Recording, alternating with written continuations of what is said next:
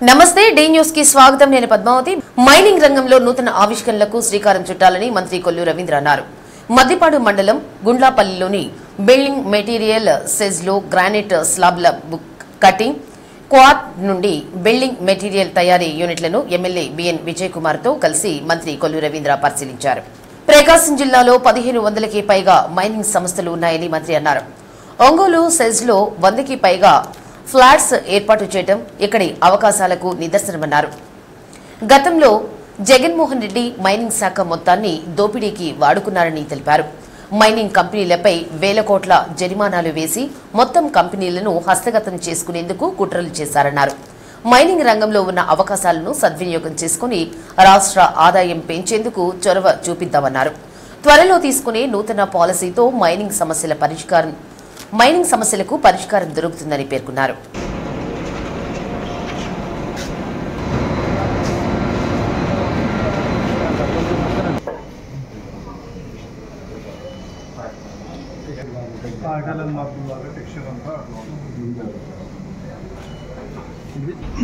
గౌరవ శాసనసభ్యులు విజయ్ కుమార్ గారు అలాగే అసోసియేషన్ సభ్యులు అందరూ కూడా ఇక్కడికి రావడం జరిగింది ప్రధానంగా మనకి మన ఆంధ్ర రాష్ట్రంలో గ్రానైట్ పరిశ్రమలో ప్రకాశం జిల్లాకి ఒక ప్రత్యేక స్థానం ఉంది దాదాపు 1700 యూనిట్లు దగ్గర ప్రకాశం పరిసర ప్రాంతాల్లో ఉన్నాయి మరి సెజ్లో కూడా దాదాపు ఒక 20 యూనిట్స్ ఉన్నాయి గ్యాంగ్సా కానీ ఇట్లా మల్టీ వైర్ అలాగే క్వాడ్స్ లేటెస్ట్గా క్వాడ్స్ నుంచి స్లాబ్స్ తీస్తాం ఇక్కడ ఫీల్డ్స్ అన్ని కొన్ని ఫ్యాక్టరీస్ చూసి అదేవిధంగా ఇటు factory owners galaxy mine owners అందరూ వాళ్ళ ప్రాబ్లమ్స్ చెప్పారు అవన్నీ విని రాబోయే కాలంలో దాన్ని ఎగ్జామిన్ చేసి శాస్త్రాన్ని ఎగ్జామిన్ చేసి సానుకూలంగా స్పందిస్తానని చెప్పారు గ్రానైట్ ఇండస్ట్రీ ఈ మధ్యకాలంలో చాలా ఇబ్బందికరంగా ఉన్నాయి అందుకని సార్ ఖచ్చితంగా ఏదైనా పాజిటివ్గా ఈ ఇండస్ట్రీ ఫ్యాక్టరీస్ బాడీస్ని ఇంకా డెవలప్ చేయడానికి స్టెప్స్ తీసుకుంటామని మేము ఆశిస్తా ఉన్నాం ఆ రోజు గౌరవనీయులు లోకేష్ గారు చంద్రబాబు నాయుడు గారు ఎలక్షన్ టైంలో వచ్చినప్పుడు అన్ని విషయాలు కారీ ఓనర్స్ అందరూ చెప్పారు ఫ్యాక్టరీ ఓనర్స్ అతి త్వరలోనే వాటన్నిటికీ సానుకూలంగా స్పందిస్తారని వేసవిలో జిల్లాలో ఎక్కడ తాగునీటి సమస్యలు తలెత్తకుండా ముందస్తు చర్యలు చేపట్టాలని అధికారుల నిర్లక్ష్యం కారణంగా ఎక్కడైనా తాగునీటి సమస్య తలెత్తితే సంబంధిత అధికారులపై చర్యలు తీసుకోవడం జరుగుతుందని జిల్లా కలెక్టర్ తమీం అన్సారియా స్పష్టం చేశారు కలెక్టరేట్లోని సమావేశం హాలులో వేసవిలో తాగునీటి సరఫరా వడగాల్పులపై తీసుకోవలసిన ముందస్తు జాగ్రత్త చర్యలపై సంబంధిత శాఖల అధికారులతో కలెక్టర్ సమీక్షించి దిశానిర్దేశం చేశారు వేసవిలో జిల్లాలో ఎక్కడా తాగునీటి సమస్యలు తలెత్తకుండా ముందస్తు చర్యలు చేపట్టాలని తదనుగుణంగా మున్సిపల్ అధికారులు ఆర్డబ్ల్యూఎస్ ఇతర శాఖ అధికారులు వేసవిలో తాగునీటి సరఫరాపై కార్యాచరణ ప్రణాళిక రూపొందించి పటిష్టంగా అమలు జరిగేలా చర్యలు తీసుకోవాలని కలెక్టర్ అన్నారు జిల్లాలో ఎక్కడ తాగునీటి సమస్య తలెత్తకుండా చూడాలని సమస్యాత్మక గ్రామాలను ముందుగానే గుర్తించి సంబంధిత శాఖల అధికారులందరూ సమన్వయంతో ఆయా గ్రామాలలో తాగునీటి సమస్య రాకుండా ముందుగానే చర్యలు తీసుకోవాలన్నారు పగటి ఉష్ణోగ్రతలు పెరుగుతున్న నేపథ్యంలో వడగాల్పులపై ముందస్తుగా తీసుకోవాల్సిన చర్యలపై కలెక్టర్ అధికారులతో సమీక్షిస్తూ ఎండ తీవ్రత పెరుగుతున్న తరుణంలో ప్రతి గ్రామ పంచాయతీల్లో మండల కేంద్రాల్లో పట్టణ ప్రాంతాల్లో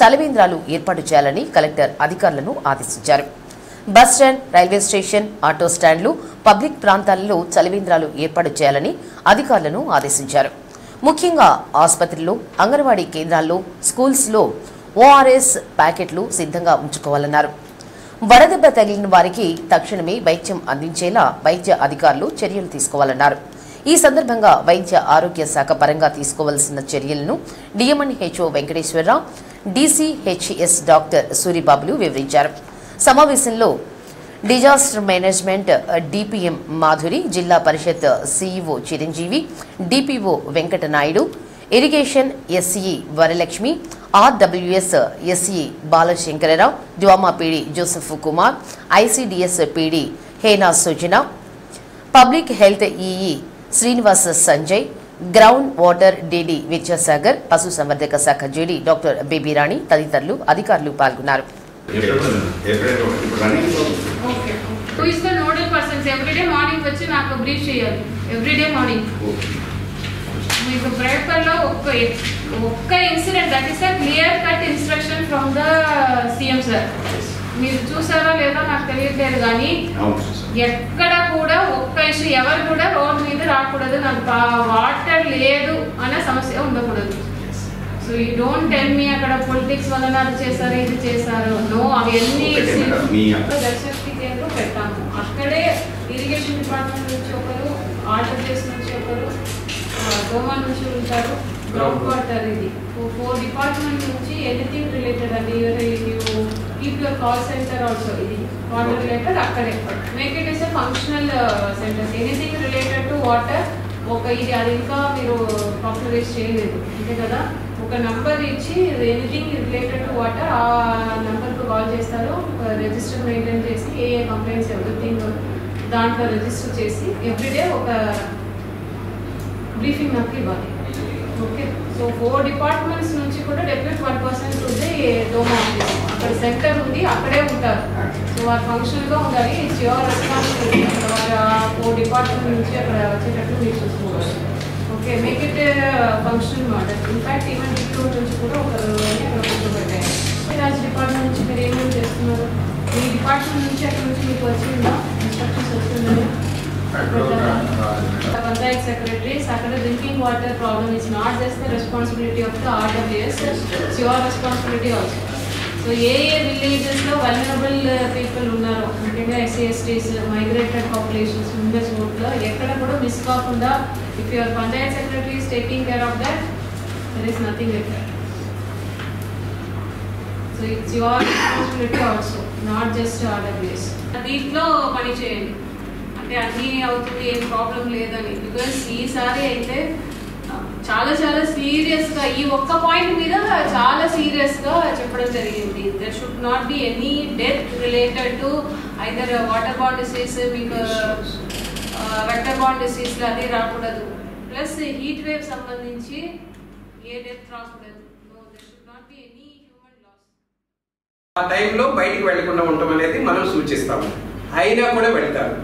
ఒకవేళ వెళితే టోపీ ధరించడం సంబంధించిన కనుక వేస్తే ప్రొటెక్షన్ కొంత ఉంటుంది. ఓకే, తర్వాత ఎక్కువగా చిన్నపిల్లల్లోనూ, గర్భిణీ స్త్రీల్లోనూ, బాలింతల్లోనూ, తర్వాత ఏజ్ ఉండి డిసీజెస్ ఉన్న వాళ్ళను వీటిల్లో ఎక్కువ శాతం ఈ వడదెబ్బకి గురవుతారు. అది మనం ఎక్స్పోజ్ కాకుండా ప్రివెన్షన్కి సంబంధించి ఒకవేళ వెళ్ళిన తర్వాత ఎక్స్పోజ్ అయ్యి హీట్ స్ట్రోక్ వచ్చిందనుకోండి, వెంటనే వారిని ఎలక్ట్రోలైట్ ఇంబ్యాలెన్స్ జరుగుతుంది అనేది మనం ముందుగా చెప్పున్నాం. కాబట్టి ఓఆర్ఎస్ ప్యాకెట్స్ లేదా ఓఆర్ఎస్ అందుబాటులో లేకపోతే వాటి కోసం వెయిట్ చేయకుండా, 100% అన్ని చోట్ల అందుబాటులో ఉన్నాయి, వెయిట్ చేయకుండా మజ్జిగలో కాస్తంత సాల్ట్ వేసేసేసి అవి తాపించేస్తే చాలా ఉపయోగకరంగా ఉంటుంది. ఇది అందరికి కూడా తెలియజేస్తున్నాం పబ్లిక్. నేను వీడియోస్ కూడా చేసి పెట్టాను అందరికీ. అవి దయచేసి అందరూ కూడా షేర్ చేస్తారని చెప్పి అందరినీ కోరుకుంటున్నాను. ఆ తర్వాత ఆ బాడీ టెంపరేచర్ని వెంటనే చల్లగా అయ్యేటట్టుగా చెయ్యాలి. అది ముఖ్యమైన పని. దాంట్లో ఏంటంటే ఐస్ ప్యాక్స్ మేము ఇప్పుడు ట్రాన్స్పోర్ట్లో 108 వెహికల్లో కూడా ప్రతి వెహికల్లో ఐస్ ప్యాక్స్ ఇచ్చాము. ఐస్ ప్యాక్స్ అవి కంటిన్యూస్గా కూల్గా ఉండేటట్టుగా ఏం చేస్తామంటే ఎక్కడి నుండి అయితే పేషెంట్ లిఫ్ట్ చేస్తున్నారు అవసరమైనప్పుడు వారికి అక్కడ PHCలో రీప్లేస్మెంట్ పద్ధతిలో ఒక 10 ప్యాక్స్ పెట్టున్నాం బాడీ అంతా కూల్ చేయడానికి. వచ్చే విద్యా సంవత్సరం నుంచి తల్లికి వందనం పథకాన్ని అమలు చేస్తామని రాష్ట్ర విద్యుత్ శాఖ మంత్రి గొట్టిపాటి రవికుమార్ తెలిపారు. ప్రకాశం ప్రభుత్వ పాఠశాలల్లో విద్యార్థులకు సైకిళ్లను మంత్రి గొట్టిపాటి రవికుమార్ పంపిణీ చేశారు. అసిస్టెంట్ సంస్థ సహకారంతో 309 మంది విద్యార్థులకు కొత్త సైకిళ్లు అందజేశారు.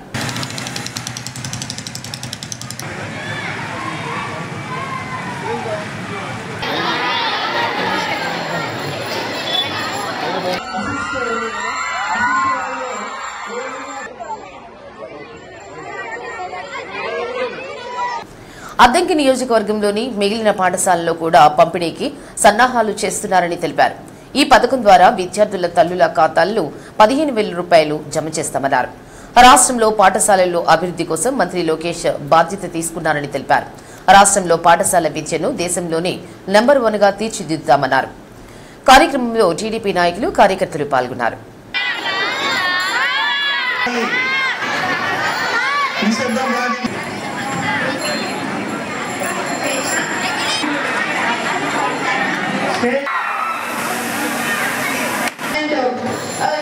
ఇది సైకిల్స్ మాకు స్పాన్సర్ చేస్తున్న వాళ్ళు ఐఎస్పీతోని. సో వాళ్ళు మాకు ఎప్పుడో ఎన్నో ఇయర్స్ నుంచి స్పాన్సర్ చేస్తూనే ఉన్నారు. School education, children education, school infrastructure కానీ వివిధ రకమైన యాక్టివిటీస్ ఆర్టిస్పోజ్ చేశారు. సో మా డైరెక్టర్ గారు అయినటువంటి జాస్తి రంగారావు గారు గత 52 సంవత్సరాల్లో సర్వీస్ ఫీల్డ్లో ఇన్ని అలాగే ఈ సైకిల్స్ మేము సరిగ్గా యూజ్ చేసుకొని మా పెద్దలకి పాఠశాలకి ప్రతి ఒక్కరికి మంచి పేరు తెస్తాము. అలాగే మన ఆంధ్రప్రదేశ్ని ఒక మంచి డెవలప్డ్ స్టేట్గా తీసుకురావడానికి ప్రయత్నం చేయాలని మాట్లాడుతున్నాము. జిల్లా గ్రంథాలయం సంస్థ పర్సన్ ఇన్ఛార్జిగా సంయుక్త కలెక్టర్ రోణింకి గోపాలకృష్ణ బాధ్యతలు స్వీకరించారు. జిల్లా గ్రంథాలయ సంస్థలకు సంబంధించిన వ్యవహారాలను నిర్వహించడానికి జిల్లా జాయింట్ కలెక్టర్లను పర్సన్ ఇన్ఛార్జిగా నియమిస్తూ రాష్ట్ర ప్రభుత్వం నుంచి ఉత్తర్వులు జారీ చేసింది.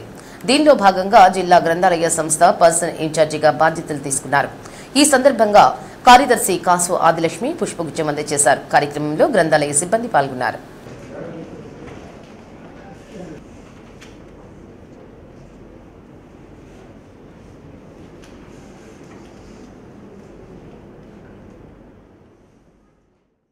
ఈరోజు ఆంధ్రప్రదేశ్ ప్రభుత్వ ఉత్తర్వుల మేరకు జాయింట్ కలెక్టర్ గారిని పర్సన్ ఇన్ఛార్జిగా ప్రకాశం జిల్లాలో మన శ్రీయుత రోణంకి గోపాలకృష్ణ గారిని పర్సన్ ఇన్ఛార్జిగా 10 బాధ్యతలు చేపట్టారు.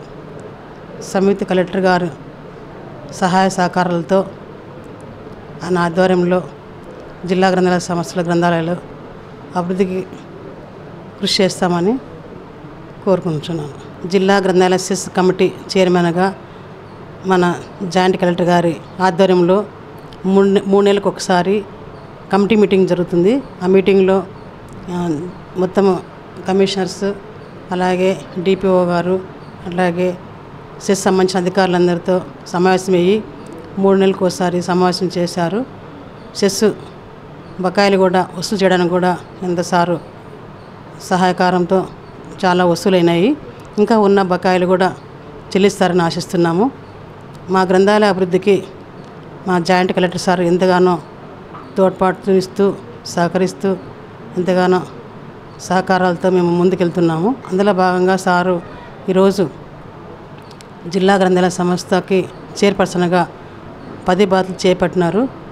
ఇప్పటి నుండి ఇంకా ఎక్కువ గ్రంథాలయ అభివృద్ధికి కృషి చేస్తాం, మా వంతు కృషి చేస్తామని తెలుపుకుంటున్నాను.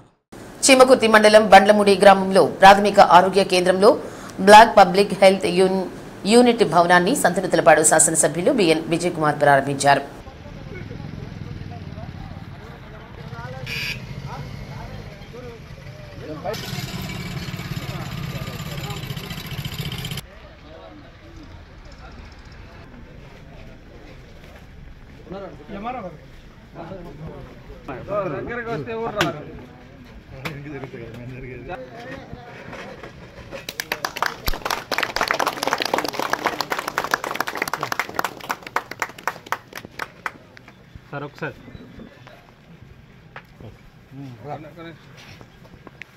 అనంతరం హాస్పిటల్లో వివిధ గదులను ఎమ్మెల్యే పరిశీలించారు.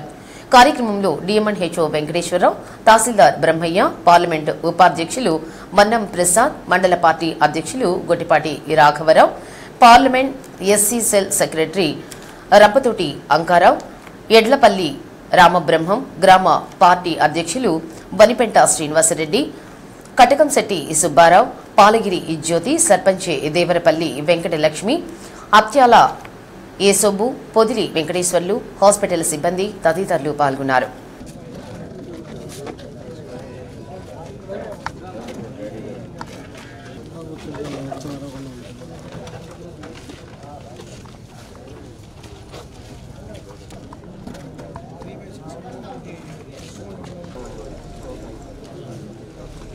బ్లాక్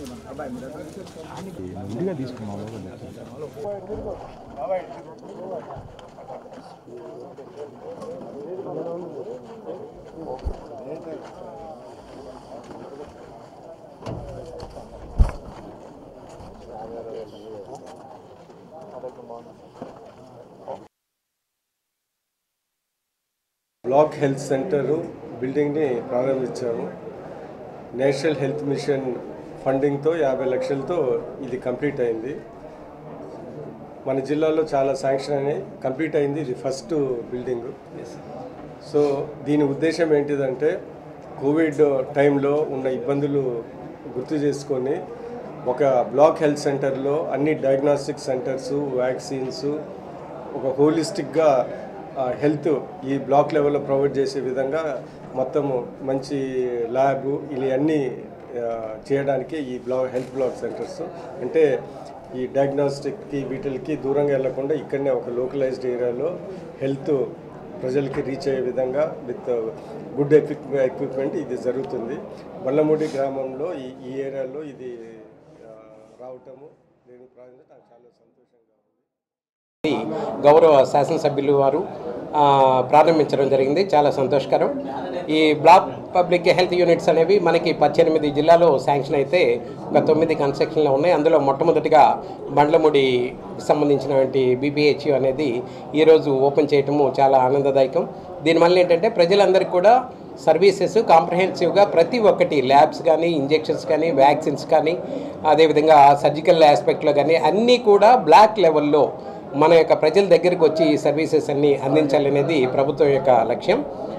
దానికి నేషనల్ హెల్త్ మిషన్ కంప్లీట్ సహకారాలతో ఈ కన్స్ట్రక్షన్స్ అన్ని జరుగుతూ ఉన్నాయి. అవన్నీ కూడా పకడ్బందీగా జరిగేదాన్ని. జిల్లాలో వ్యవసాయ దాని అనుబంధ రంగాలపై దృష్టి సారించి ప్రతి రైతుకు ఖర్చు తగ్గించి ఉత్పత్తి పెంచేలా తదనుగుణంగా అధిక ఆదాయం పొందేలా కృషి చేయాలని జిల్లా కలెక్టర్ తమీం అన్సారియా అధికారులను ఆదేశించారు. కలెక్టరేట్లోని సమావేశ మందిరంలో కలెక్టర్ తమీం అన్సారియా అధికారులతో సమావేశమై ఈ ఆర్థిక సంవత్సరంలో వ్యవసాయం దాని అనుబంధ శాఖల్లో వృద్ధి రేటు పెంచేలా తీసుకోవాల్సిన చర్యలపై సమీక్షించారు. ప్రతి రైతుకు ఖర్చు తగ్గించి ఉత్పత్తి పెంచేలా తదనుగుణంగా అధిక ఆదాయం పొందేలా వ్యవసాయ శాఖ అధికారులు ప్రణాళికలు రూపొందించాలని కలెక్టర్ అన్నారు. రైతుల్లో కూడా ఈ విషయాలపై అవగాహన కార్యక్రమాలు విస్తృతంగా చేపట్టాలన్నారు. వ్యవసాయ రంగంలో డ్రోన్ వినియోగాన్ని ప్రోత్సహించాలన్నారు. డ్రోన్ వినియోగం ముందు, డ్రోన్ వినియోగం తర్వాత ఎంత పంట దిగుబడి వచ్చిందో వ్యవసాయ అధికారులు సమగ్రంగా పరిశీలన చేసి నివేదికలు రూపొందించాలని కలెక్టర్ వ్యవసాయ శాఖ అధికారులను ఆదేశించారు. ప్రకృతి వ్యవసాయాన్ని ప్రోత్సహిస్తూ గ్రామ స్థాయిలో సమగ్ర ప్రణాళిక రూపొందించాలని సూచించారు. సేంద్రియ ఉత్పత్తులను పెంచడమే లక్ష్యంతో అధికారులు ముందుకు సాగాలన్నారు. జిల్లాలోని ప్రతి మండలంలో ఒక గ్రామాన్ని ఎంపిక చేసుకుని ఇంటిగ్రేటెడ్ ఫార్మింగ్ విధానంలో ప్రకృతి వ్యవసాయం అవలంబించేలా కార్యాచరణ ప్రణాళిక రూపొందించాలని కలెక్టర్ అధికారులను ఆదేశించారు. జిల్లాలో ఉద్యాన పంటల అభివృద్ధికి మంచి అవకాశం ఉందని, తదనుగుణంగా ఉద్యాన శాఖ అధికారులు కృషి చేయాల్సిన అవసరం ఉందన్నారు. సమావేశంలో వ్యవసాయ అధికారి శ్రీనివాసరావు, పశుసంవర్ధక శాఖ జేడీ డాక్టర్ బేబీరాణి, హార్టికల్చర్ అధికారి Gopichand, AP MIP PD Ramana, ప్రకృతి వ్యవసాయ విభాగం అధికారులు తదితరులు పాల్గొన్నారు. రెండోది ఇక్కడ ఓవరాల్ క్రాప్ ప్రొడక్టివిటీ అనేది ఇంక్రీజ్ చేయాలి. ఒకటి క్రాప్ ప్రొడక్షన్ ఇంక్రీజ్ చేయడం, ముఖ్యంగా మనం ఫోకస్ చేయాల్సినది ప్రొడక్టివిటీ ఇంక్రీజ్ చేయడానికి. సో ప్రొడక్టివిటీ ఇంక్రీజ్ చేయడానికి ఫోకస్డ్గా ఏమేమి యాక్టివిటీస్ ఈ ఇయర్లో మనం చేయాలి, దీంట్లో ఎక్కువ అంటే అవేర్నెస్ జనరేట్ చేయడం, తర్వాత పీపుల్కు గైడెన్స్ చేసి మెయిన్గా ముఖ్యంగా అదే. సో దానికి యాక్షన్ ప్లాన్ తయారు చేసుకోవాలి. అంటే జనరల్గా డిపార్ట్మెంట్ పరంగా చేస్తూ ఉంటారు, బట్ ఈసారి ఫోకస్డ్గా, బికాస్ ఇప్పుడు మీరు చూసి ఉంటారు సో మన డిస్ట్రిక్ట్ గ్రోత్ రేట్ తగ్గిపోయింది. సో దాంట్లో ఇది చేస్తే ముఖ్యంగా మనకు అగ్రికల్చరల్ దీంట్లో అంత ప్రోగ్రెస్ లేదు. సో ఫస్ట్ వీసీ జరిగినప్పుడు డిప్యూటీ సీఎం గారు కూడా అడిగారు, అంటే ఒకే చోట్ల వారు ఫార్మింగ్ చేస్తారు, లైఫ్ స్టాక్ ఉంటుంది, వారు మనం క్యాపిటల్ షేర్ చేస్తాము, అవి అన్నీ కూడా ఒకే పర్సన్ ఇంటగ్రేటెడ్ ఫార్మింగ్ మోడల్ మనము డెవలప్ చేయాలి. అది మనం ఇక్కడ ఎక్కడెక్కడ చేయవచ్చు. కొంతమంది ఫార్మర్స్ ఆల్రెడీ చేస్తుంటారు, మన నాలెడ్జ్ లేకపోవచ్చు. అంటే వారికి వాటర్ ఫెసిలిటీ పక్కనే ఉంటుంది, మనం నరేగా నుంచి ఇచ్చి ఉంటాము, అది కావాలంటే ఇప్పుడు ఇస్తాము. తర్వాత లైఫ్ స్టాక్స్ మన దగ్గర నుంచే వాళ్ళు బెనిఫిట్ పొందిన వాళ్ళు ఉంటారు. బ్లూ ప్రింట్ మీ దగ్గర ఉండాలి ఫస్ట్ థింగ్. యాజ్ సచ్ మన దగ్గర ఈ జిల్లాలో హార్టికల్చర్ క్రాప్స్ ఇంత ఏరియాలో మనం చేస్తున్నాము. ఉన్న పొటెన్షియల్ ఇంత ఇది మనం చేయవచ్చు. అంటే అక్కడ ఉన్న ఏరియా సాయిల్ బట్టి, అక్కడ ఉన్న రైన్ వాటర్ని బట్టి. బట్ ఇప్పుడు as of now they may not be cultivating horticulture crops, they might be doing normal agriculture. But that area registration శాఖలో మార్పులు తీసుకువచ్చే దశలో భాగంగా రాష్ట్ర ప్రభుత్వం స్లాట్ రిజిస్ట్రేషన్ ప్రక్రియకు శ్రీకారం చుట్టింది. అందులో భాగంగా రాష్ట్ర స్టాంప్స్ అండ్ రిజిస్ట్రేషన్ శాఖ మంత్రి అనగాని సత్యప్రసాద్ లాంఛనంగా ప్రారంభించారు. ఒంగోలు రిజిస్ట్రేషన్ శాఖ కార్యాలయంలో స్లాట్ రిజిస్ట్రేషన్లు ప్రారంభమయ్యాయి.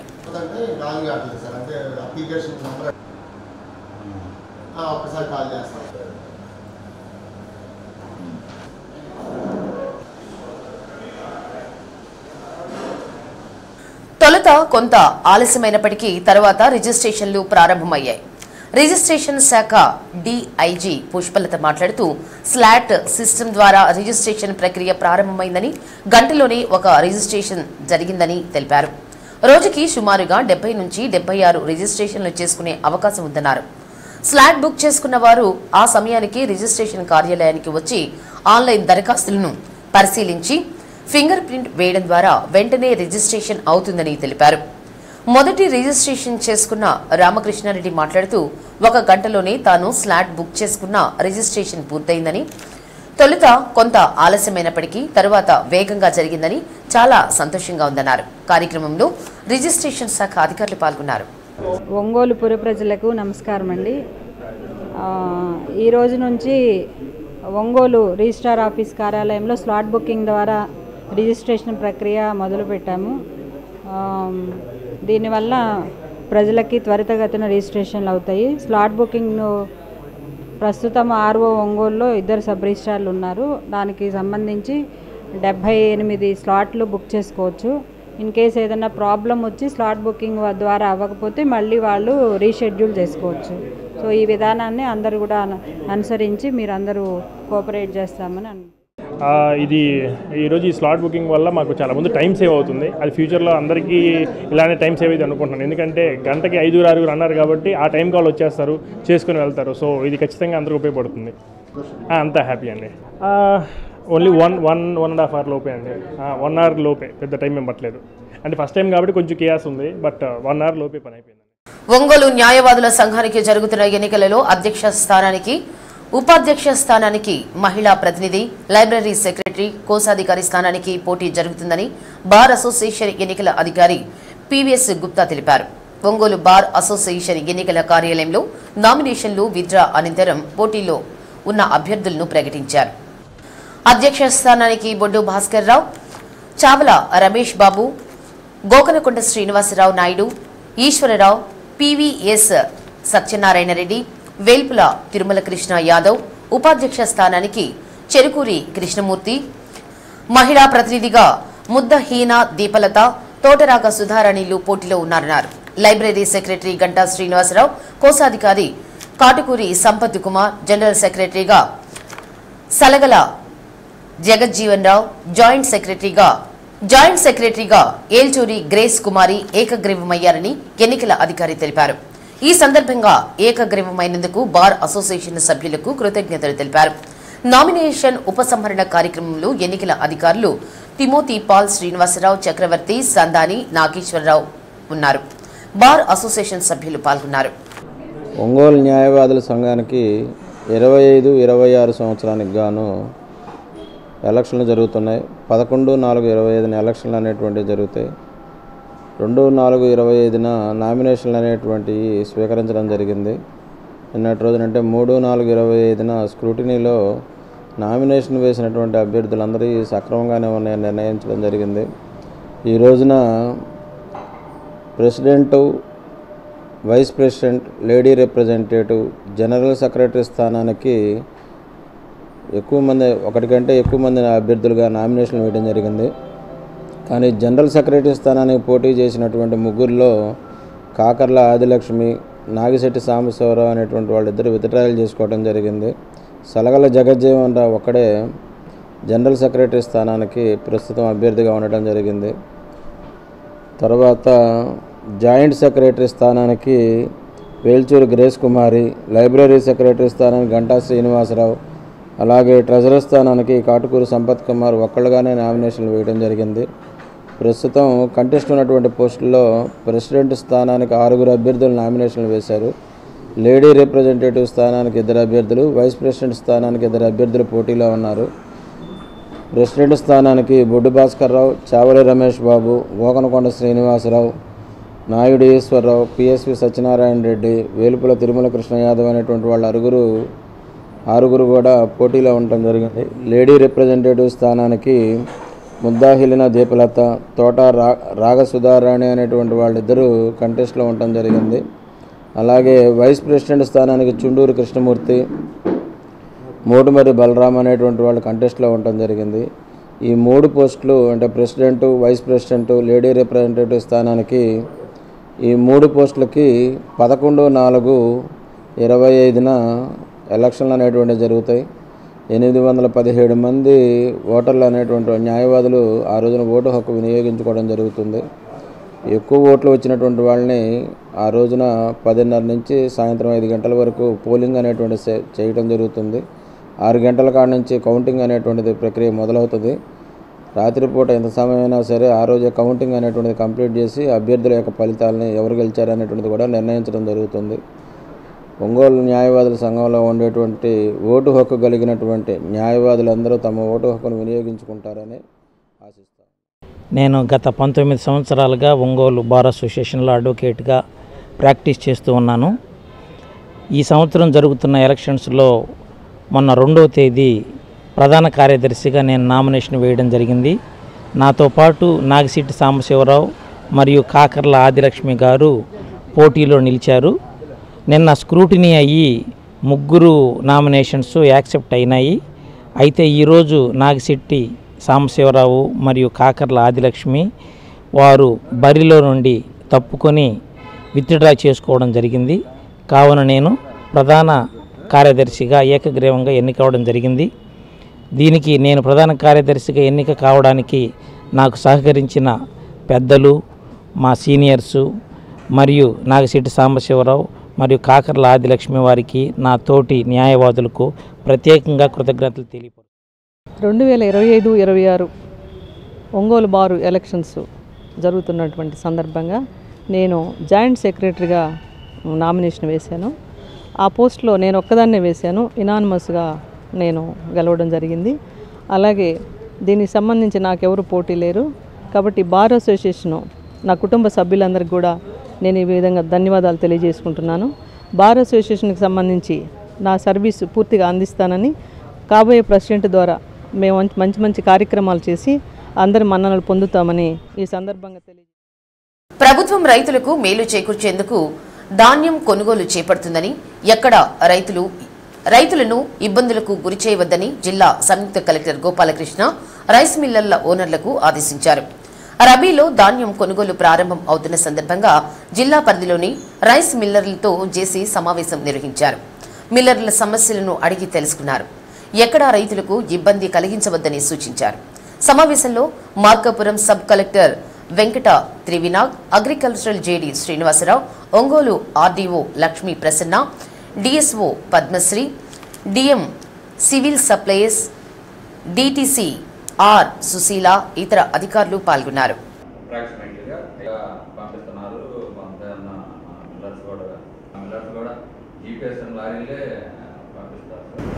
గౌరవ ముఖ్యమంత్రి గారి మాట నా మాట కాదు, బిజినెస్ చేసుకోండి అని అన్నారు. కానీ రైతులను దోచే బిజినెస్ మాత్రం చేయొద్దు అని చెప్పారు. బిజినెస్ చేసుకోండి, అందరూ బాగుపడండి. ఎవరైనా బిజినెస్ చేసేది కొంత పైసా లాభార్జన, కొంత మార్జిన్ ఉంటేనే ఎవరైనా బిజినెస్ చేస్తాం, నష్టపోయే వచ్చాయి. కానీ రైతులు దోచేసి ఇది చేసి ఆ బిజినెస్ అయితే నేను ఎట్టి పరిస్థితుల్లో కూడా ఎలా చేయాలని గౌరవ ముఖ్యమంత్రి గారు చెప్పిన మాట, ఆ మాట ఒక జాయింట్ కలెక్టర్గా నా బాధ్యత ఉంది కాబట్టి మీకు తెలియజేయాలి. జిల్లా వ్యాప్తంగా స్టార్ట్ ఆఫ్ విలేజ్ ఎంటర్ప్రైనూర్ పథకాన్ని సక్రమంగా నిర్వహించాలని డిఆర్డీఏపీడీ నారాయణ సిబ్బందిని ఆదేశించారు. నగరంలోని వెలుగు శిక్షణ కేంద్రంలో ఎస్వీఈపీ, ఓఎస్ఎఫ్, మెడ్ బ్లాక్స్ పరిధిలోని ఏరియా కోఆర్డినేటర్లు, ఏపీఎంలు, సీసీలు, సిఆర్పీలతో సమీక్షా సమావేశం నిర్వహించారు. మండలానికి 25 హైయూర్ ఆర్డర్ ఎంటర్ప్రైజెస్ తగ్గకుండా ఏర్పాటు చేయాలని పీడీ నారాయణ అన్నారు. పీఎంఈపీ, పీఎంఎఫ్ఎంఈ తదితర సబ్సిడీలు వారికి వర్తించేలా చూడాలన్నారు. గతంలో ఇచ్చిన రుణాలను 100% వసూలు చేయాలన్నారు. ఎస్వీఈపీ పథకం మార్కాపురం, తర్లుపాడు, కొనకనమిట్ల, దొనకొండ, కురిచేడు మండలాల్లో అమలు చేయడం జరుగుతుందన్నారు. ఆర్థిక సంవత్సరం ప్రారంభం నుంచే ప్రణాళికలు తయారు చేసుకుని సిబ్బంది ముందుకు సాగాలన్నారు. మొదటి 6 మాసాలు లక్ష్యాల వైపు దృష్టి సారించకుండా చివర్లో హడావుడి చేస్తే పథకాలు సక్రమంగా లబ్ధిదారులకు చేరవని ప్రణాళికాబద్ధంగా ఇప్పటి నుండే పనిచేయాలన్నారు. కార్యక్రమంలో డిపిఎం డేవిడ్, బిపిఎం సుబ్బారావు, 9 మండలాల సిబ్బంది పాల్గొన్నారు.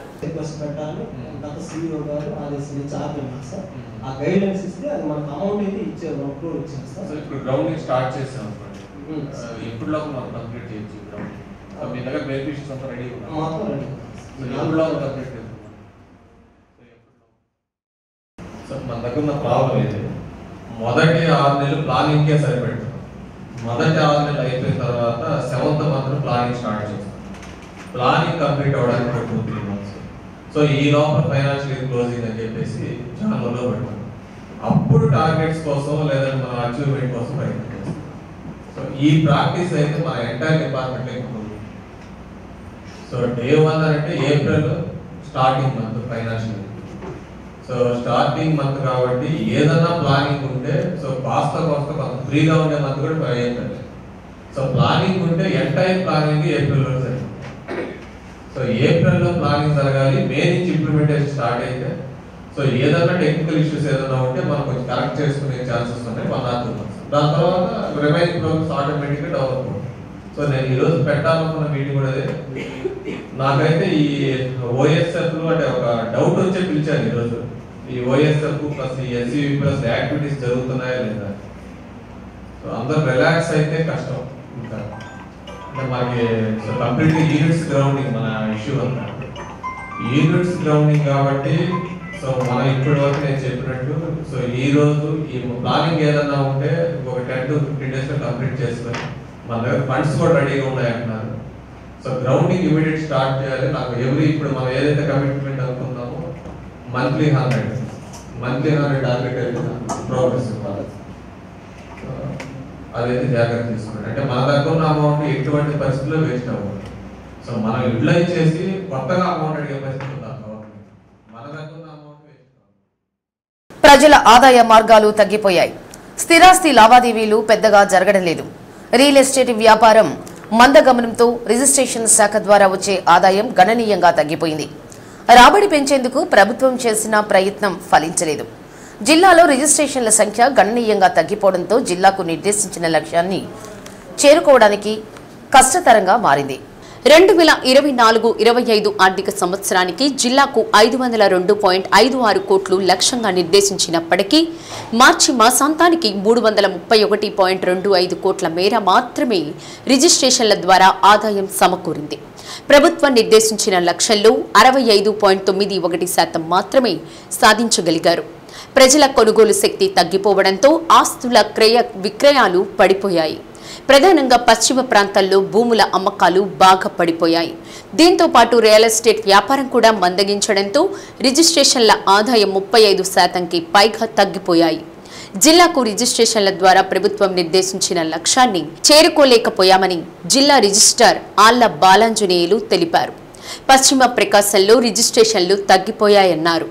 రిజిస్ట్రేషన్లపై రియల్ ఎస్టేట్ ప్రభావం కూడా పడిందని, అందువల్ల ప్రభుత్వం నిర్దేశించిన లక్ష్యాన్ని చేరుకోలేకపోయామన్నారు. 65.91% మనకి అచీవ్ అయ్యాము. మెయిన్ మనకేంటంటే వెస్ట్రన్ ప్రకాశంలో రిజిస్ట్రేషన్లు బాగా తగ్గిపోయినాయి. వెస్ట్రన్ ప్రకాశం అంటే ఇటు పొదిలి పైన నుంచి కూడా మనకి డ్రాట్ ఏరియా ఉండబట్టి కొంచెం రిజిస్ట్రేషన్ తగ్గిపోయినాయి. ప్లస్ రియల్ ఎస్టేట్ కూడా కొంచెం స్లో అయింది, అందుకని రిజిస్ట్రేషన్ పడిపోయినాయి. ఈ సంవత్సరం మళ్ళా ఇంకా ఇవ్వలేదు టార్గెట్, ఇంకొక 2-3 డేస్లో ఇస్తారు. ఇచ్చిన దాన్ని బట్టి మేము ప్లాన్ చేసుకుంటాం. నెల్లూరు జిల్లా అల్లూరు వద్ద సిగ్నల్ ట్యాంపరింగ్ ద్వారా జరిగిన రైల్వే దొంగతనాలను దృష్టిలో ఉంచుకుని ప్రకాశం జిల్లా రైల్వే పోలీసు యంత్రాంగం అప్రమత్తమైందని రైల్వే ఇన్స్పెక్టర్ మౌలా షరీఫ్ అన్నారు. ఒంగోలు రైల్వే పోలీస్ ఇన్స్పెక్టర్ కార్యాలయంలో మీడియా సమావేశం నిర్వహించారు. వేసవిలో ఎక్కువగా నేరాలు జరుగుతుంటాయని, ఆ నేరాలను నియంత్రించేందుకు ప్రత్యేకమైన విభాగాలను ఏర్పాటు చేసి గట్టి బందోబస్తు నిర్వహిస్తున్నామని షరీఫ్ తెలిపారు.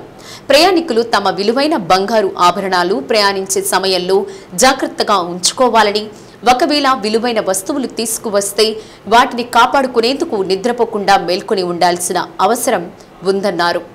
స్టువర్టుపురం నుండి తెట్టు వరకు 110 కిలోమీటర్ల రైల్వే సర్కిల్ పరిధిలోని పోలీస్ స్టేషన్లలో ప్రత్యేక గస్తీ చేపడుతున్నామని తెలిపారు.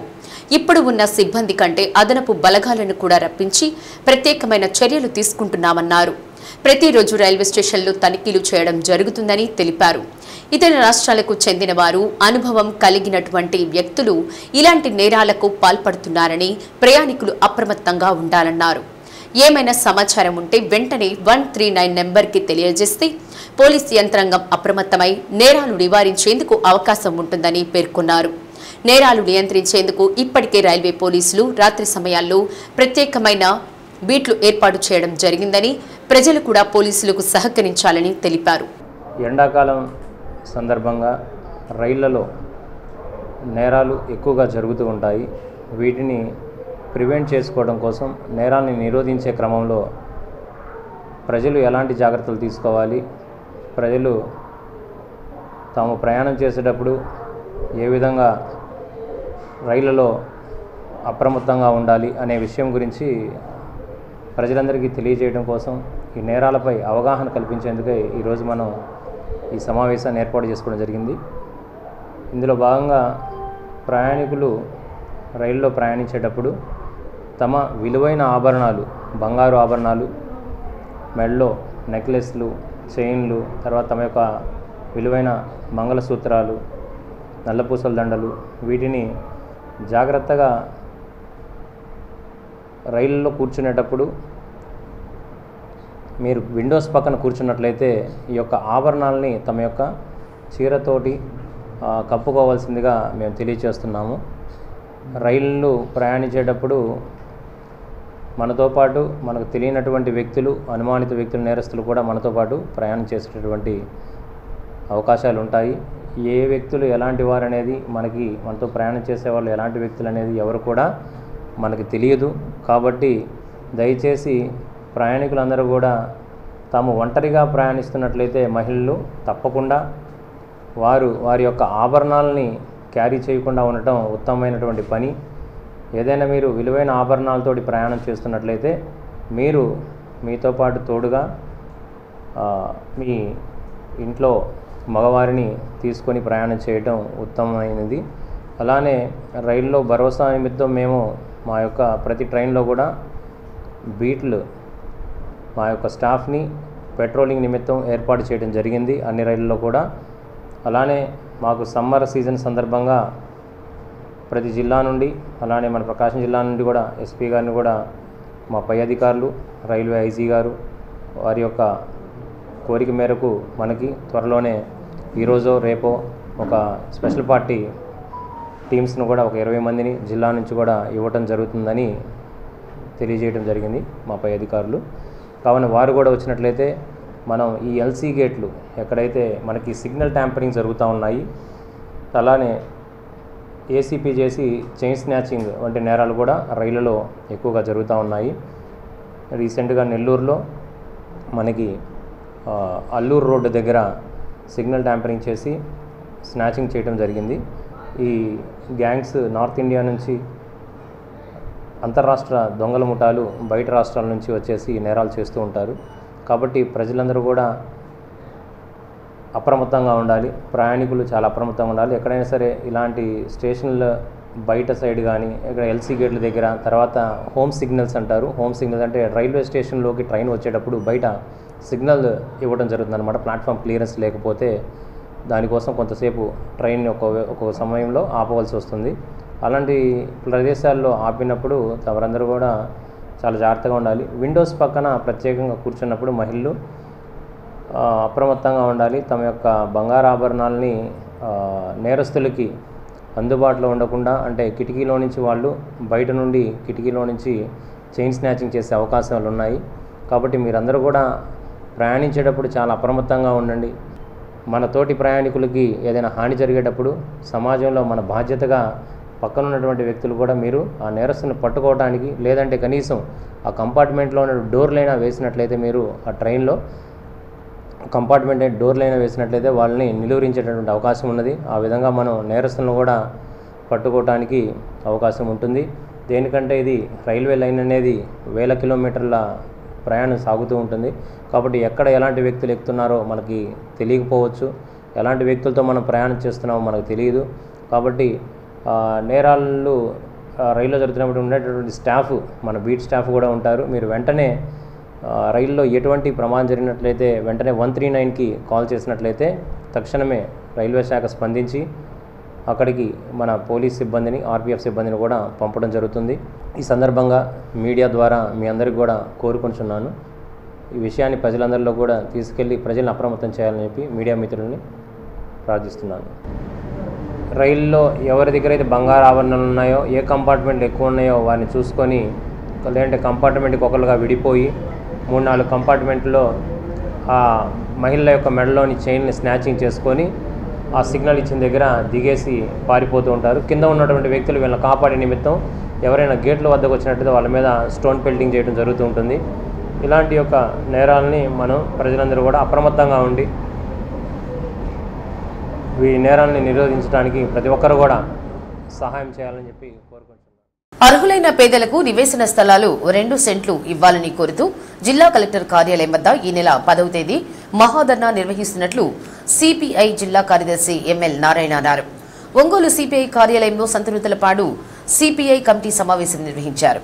గత ప్రభుత్వం పేద మధ్యతరగతి ప్రజలకు సెంటు భూమి లెక్కన అర్హత పత్రాలు ఇచ్చిందని, వాటికి సంబంధించిన పట్టాలు ఇవ్వలేదని నారాయణ అన్నారు. తద్వారా అధికారంలోకి వచ్చిన కూటమి ప్రభుత్వం 2 సెంట్లు ఇస్తామని చెప్పి ఇంతవరకు దాని ఊసే ఎత్తడం లేదని పేర్కొన్నారు. ఈ నెల 10వ తేదీన సిపిఐ రాష్ట్ర కార్యదర్శి రామకృష్ణ గత వైసీపీ ప్రభుత్వం ఇచ్చిన భూముల పరిశీలనకు వస్తున్నారని, అనంతరం కలెక్టర్ కార్యాలయం వద్ద జరిగే ధర్నాలో పాల్గొంటారని తెలిపారు. ధర్నాలో శివారు ప్రాంతాలైన పేర్నమిట్ట, అగ్రహారం, కార్మిక నగర్, ఇతర ప్రాంతాలకు చెందిన నివేశన స్థలాలు లేని నిరుపేదలందరూ హాజరవుతారన్నారు. అనంతరం జిల్లా కలెక్టర్కు వినతి పత్రం అందజేస్తామని పేర్కొన్నారు. కార్యక్రమంలో సిపిఐ జిల్లా కార్యదర్శి వర్గ సభ్యులు ఆర్ వెంకట్రావు, నగర సిపిఐ కార్యదర్శి కొత్తకోట వెంకటేశ్వర్లు, సంతనూతలపాడు మండల కార్యదర్శి బుల్లి తదితరులు పాల్గొన్నారు. ఎన్డీఏ ప్రభుత్వం అధికారంలోకి వచ్చిన తర్వాత ఈ 9-10 నెలల కాలంలో రాష్ట్రంలో ఇళ్ల స్థలాలు లేని అనేక మంది పేదలకు ఇళ్ల స్థలాలు ఇవ్వాలని, అలాగే సాగు భూములు లేని పేదలకి సాగు భూములు ఇవ్వాలని రాష్ట్ర వ్యాప్తంగా సిపిఐ ఆధ్వర్యంలో పెద్ద ఎత్తున గత 4 మాసాలుగా పెద్ద ఎత్తున పోరాటం నడుస్తోంది. అందులో భాగంగా ఒంగోలు, ప్రకాశం జిల్లాలను, ముఖ్యంగా ఒంగోలు నగరంలో ఈ ఇళ్ల స్థలాల సమస్య చాలా పెద్ద ఎత్తున ఒంగోలు నగరంలో ఉంది. కారణం, గత 20 సంవత్సరాలుగా ఒంగోలు నగరంలో పొట్ట చేత పట్టుకొని బతకడానికి వచ్చిన అనేక మంది పేదలకి ఇళ్ల స్థలాలు లేక, వాళ్ళు అద్దెలు కట్టలేక తీవ్రమైన ఇబ్బందులు ఒంగోలు నగరంలో ఎదుర్కొంటూ ఉన్నారు. 2014-19 మధ్యకాలంలో ఆనాడు తెలుగుదేశం ప్రభుత్వం అధికారంలో ఉన్నప్పుడు ఆనాటి ఒంగోలు శాసనసభ్యుడు జనార్దన్ గారు కుప్పోలు దగ్గర ఒక 4,000 మందికి పట్టాలు ఇచ్చారు. ఆ 4,000 మంది పట్టాలు, ఆ ఇచ్చిన స్థలాలు అనువైనవి కాదని, నివాసయోగ్యం కాదని, వర్షం వస్తే నీటిలో మునిగిపోతాయనే ఉద్దేశంతో ఆ పట్టాలను రద్దు చేయడం జరిగింది. మేము అడుగుతున్నాం, ఈరోజు ఎవరికి పట్టా ఇవ్వాలన్నా పట్టా అప్లై చేసుకునే వాడికి రేషన్ కార్డు లేకపోతే ఆధార్ కార్డు ఆధారంగా పట్టా ఇస్తున్నారు. ఆధార్ కార్డుని మనం అప్లోడ్లో ఆధార్ నంబర్ని నొక్కితే ఎవరైతే లబ్ధిదారు ఉన్నాడో లబ్ధిదారుల జాతకం అంతా వస్తుంది. ఆధార్ కార్డు ఆధారంగా ఇచ్చిన వాటిలో అనర్హులు ఉన్నారనే దాన్ని అంటే అది అధికారులు తప్పు చేసినట్టు తప్ప ప్రజలు తప్పు చేసినట్టు కాదు. కాబట్టి మేము కమ్యూనిస్ట్ పార్టీగా డిమాండ్ చేస్తుంది ఏంటంటే, ఏదైతే ముఖ్యమంత్రి గారు హామీ ఇచ్చారో పట్టణ ప్రాంతాల్లో 2 సెంట్లు ఇస్తామని, ఆ 2 సెంట్లని గతంలో అగ్రహారం దగ్గర ఇచ్చిన 1 సెంటుని ఎన్హాన్స్ చేసి వాటన్నిటిని మళ్ళీ తిరిగి 2 సెంట్లుగా మార్చి లబ్ధిదారులందరికీ మళ్ళీ తిరిగి పట్టాలు ఇవ్వాలి. వాళ్ళకి ప్రభుత్వం ఏదైతే చెప్పిందో 4 లక్షలు ఇస్తామని చెప్పి ఆ 4 లక్షలతో పాటు మరొక 1 లక్ష కలిపి 5 లక్షల రూపాయలు ఇస్తే ప్రతి పేదవాడు ఇల్లు నిర్మాణం చేసుకోవడానికి, అప్పు లేకుండా ఇల్లు నిర్మాణం చేసుకోవడానికి అవకాశం ఉంటుందని కమ్యూనిస్ట్ పార్టీగా పెద్ద ఎత్తున రాష్ట్ర వ్యాప్తంగా పోరాటం జరుగుతోంది. అందులో భాగంగా రేపు 10వ తేదీన, ఈ నెల 10వ తేదీన సిపిఐ రాష్ట్ర కార్యదర్శి మాజీ శాసనసభ్యుడు రామకృష్ణ గారు ఒంగోలు నగరం ఇచ్చేస్తున్నారు. ఒంగోలు నగరం రావడంతో పాటు అగ్రహారం భూముల్ని పరిశీలించడం, అలాగే లబ్ధిదారులందరితోటి కలెక్టర్ ఆఫీస్ దగ్గర ధర్నా చేయడంతో పాటు కలెక్టర్ గారిని కూడా ఈ విషయంలో మీరు ఏ చర్యలు తీసుకోబోతున్నారు, అట్లాగే ఒంగోలు నగరంలో ఇక్కడ గత 20 సంవత్సరాలుగా 15-20 సంవత్సరాలుగా ఇల్లు వేసుకొని నివసిస్తున్న సరళాదేవి నగర్ వాసులకు పట్టాలు ఇవ్వాలని, అలాగే దత్తాత్రేయ కాలనీలో ఉండే ఎస్టీలకు పట్టాలు ఇవ్వాలని, అలాగే ఇక్కడ గుంటూరు పోయే రోడ్లో ఉన్న కార్మిక నగర్లో వాసులకి పట్టాలు ఇవ్వాలని కోరుతూ కలెక్టర్ గారిని అవన్నీ ఫైల్స్ సబ్మిట్ చేయడంతో పాటు కలెక్టర్ గారితో ప్రత్యేకంగా ఈ విషయాలన్నీ చర్చించడానికి రామకృష్ణ గారు వస్తున్నారు. 10వ తేదీన ఒంగోలు నగరంలో ఉండే గత ప్రభుత్వం హయాంలో ఎవరైతే 22,000 మంది పట్టా పొందిన వాళ్ళు ఉన్నారో వాళ్ళందరూ 10వ తేదీన అగ్రహారం భూముల దగ్గరికి రండి. రామకృష్ణ గారి ఆధ్వర్యంలో జరుగుతున్న ధర్నా కార్యక్రమంలో కలెక్టర్ ఆఫీస్ దగ్గర పాల్గొనండి. కలెక్టర్ తోటి చర్చించే సందర్భంలో దీన్ని 2 సెంట్లుగా మార్చి లబ్ధిదారులు అర్హులందరికీ ఇవ్వాలని చెప్పి కమ్యూనిస్ట్ పార్టీ చేస్తున్న ఈ పోరాటంలో ప్రజలు, లబ్ధిదారులు పెద్ద ఎత్తున పాల్గొనాలని, 10వ తేదీ జరుగుతున్న ఈ ఉద్యమంలో ప్రజలు కలిసి రావాల్సిందిగా, ధర్నా కార్యక్రమంలో పాల్గొనవలసిందిగా ఒంగోలు పట్టణ ప్రజానీకానికి భారత కమ్యూనిస్ట్ పార్టీ సిపిఐ ఒంగోలు నగర సమితి పక్షాన, అలాగే సిపిఐ ప్రకాశం జిల్లా సమితి పక్షాన ప్రజానీకానికి విజ్ఞప్తి చేస్తాం. 2 రోజుల నుండి పార్లమెంట్లో వక్ఫ్ సవరణ బిల్లు ఎట్టకేలకు బీహార్ ముఖ్యమంత్రి మంత్రి నితీష్ కుమార్, ఆంధ్రప్రదేశ్ ముఖ్యమంత్రి చంద్రబాబు సహకారంతో ఆమోదం పొందిందని, 5 కోట్ల మంది వక్ఫ్ బిల్లులను రద్దు చేయాలని వాట్సాప్ వేదికగా కోరినప్పటికీ యావత్ భారతదేశంలోని మైనార్టీ సంఘాలు నిరసనలు చేపట్టినప్పటికీ ముస్లింల మనోభావాలు పరిగణనలోకి తీసుకోకుండా కుతంత్రాలతో బిల్లును పార్లమెంట్లో ఆమోదించడాన్ని Social Democratic Party of India రాష్ట్ర కార్యవర్గ సభ్యులు అబ్దుల్ సత్తార్ విమర్శించారు. ఈ విధానంపై బిలాల్ నగర్లో నిరసన వ్యక్తం చేశారు. ఈ బిల్లు పేద మధ్యతరగతి ముస్లింలకు ఏ విధంగా మేలు చేకూరుతుందో చెప్పాలని ప్రశ్నించారు. ఈ రోజు ఆంధ్ర వాళ్లు మద్రాసు గాని, బెంగళూరు గాని, హైదరాబాద్ గాని వెళితే అక్కడి మైనారిటీలు దాడులు చేసే పరిస్థితి ఉందన్నారు. కేంద్ర ప్రభుత్వం రైల్వే, విమానయాన, ఎల్ఐసీలను అమ్ముతుంటే పార్లమెంట్ సభ్యులు ఏం చేస్తున్నారన్నారు. మైనార్టీ ఆస్తులను సవరణల పేరుతో అదానీ, అంబానీలకు వక్ఫ్ ఆస్తులను కట్టబెట్టాలని చూస్తుంటే ఎంపీలు ఎందుకు ఆపలేకపోయారని అన్నారు. వచ్చే స్థానిక ఎన్నికలలో ఏ పార్టీలకు ఓటు వేసేది లేదని, ఏ ప్రజాప్రతినిధి అయినా సరే ఇళ్ల దగ్గరకు వచ్చి ఓటు అడిగితే తగిన బుద్ధి చెబుతామని అన్నారు. ఇంతటితో సమస్య పరిష్కారం కాలేదని సుప్రీంకోర్టులో పిటిషన్లు దాఖలు చేస్తామని, పోరాటాల ద్వారా వక్ఫ్ బోర్డును సాధించుకుంటామన్నారు. కార్యక్రమంలో ఒంగోలు అసెంబ్లీ ప్రధాన కార్యదర్శి పఠాన్ ఖాన్ వలీ, బ్రాంచ్ ప్రెసిడెంట్ ఆరిఫ్, షఫీ గనీ, ఇమాం, నూరుల్లా, అయూబ్, మహమ్మద్ అలీ, మైనార్టీ నాయకులు బాజీ, షమీం, రజాక్ తదితరులు పాల్గొన్నారు. ఈరోజు వక్ఫ్ బోర్డు సవరణ వల్ల పేదలకు లాభం అంటున్నారు. ఎవడు పేద అంటే పేదలకే లాభమా, సామాన్యులకు లాభం రాదా? అసలు వక్ఫ్ బోర్డు ఎవరిది, ఎవరి ఆస్తులు? ఈ వక్ఫ్ బోర్డులో ఎన్నో ప్రభుత్వ కార్యాలయాలు కూడా ఉన్నాయి. అలాగే ఎంతోమంది కబ్జాలకు గురవుతున్నాయి. వాటిని బలోపేతం చేయకుండా, వాటికి జవజీవాలు సత్వం సమర్పించకుండా మీరు ఈ విధంగా లోపాయికారిగా బీజేపీతో కలిసి మా ఆస్తులను కాజేయడానికి కుట్ర పన్నారు. మా లోకేష్ గారు కూడా ప్రతి సినిమాలో ఒక హీరోగా ఎంటర్ అయ్యారు, హీరో అనిపించుకున్నారు. ఈరోజు నిజ జీవితంలో మీరు ముస్లింలకు అండగా నిలబడి హీరో అనిపించుకుంటే బాగుండేది. కానీ మీరు జీవితాంతం మా దృష్టిలో విలన్గానే ఉండిపోతారని కూడా నేను పవన్ కళ్యాణ్ని హెచ్చరిస్తున్నాను. వక్ఫ్ చట్ట సవరణలకు వ్యతిరేకంగా సిపిఎం ఆధ్వర్యంలో గాంధీనగర్ సెంటర్లో నిరసన కార్యక్రమం నిర్వహించారు. ఈ సందర్భంగా ప్రభుత్వ ముస్లిం వ్యతిరేక విధానాలను వ్యతిరేకిస్తూ నినాదాలు చేశారు. అనేది చాలా ముస్లింలకి ద్రోహం చేయడం అనేది చాలా 9,40,000 ఎకరాలు భూమి మన భారతదేశంలో వక్ఫ్ బోర్డు కింద ఉంది. అద్భుతమైన అధికారాలు ఇచ్చారు. ఒక కలెక్టర్ సర్వే చేసి ఈ భూమి గవర్నమెంట్ అని చెప్పి డిక్లేర్ చేస్తే ఆ భూమి గవర్నమెంట్ అయిపోతుంది, వాళ్ళు ఆక్రమించుకునేటువంటి అవకాశాలు ఉన్నాయి. కాబట్టి ఇది చాలా ప్రమాదకరమైన విషయం. ఇప్పటికే లవ్ జిహాద్ అని, తర్వాత మూకదాడులు జరుగుతున్నాయి లవ్ జిహాద్ పేరుతో. అట్లాగే ఆర్టికల్ డి న్యూస్ లో నేటి మాట. మనసు చెడు ఆలోచనలతో నిండిపోయినప్పుడు మంచి చెప్పేవారు శత్రువులుగాను, చెడ్డవారు శ్రేయోభిలాషులుగాను కనిపిస్తారు. డి న్యూస్ ఇంతటితో సమాప్తం. నిరంతరం చూస్తుండండి డి న్యూస్.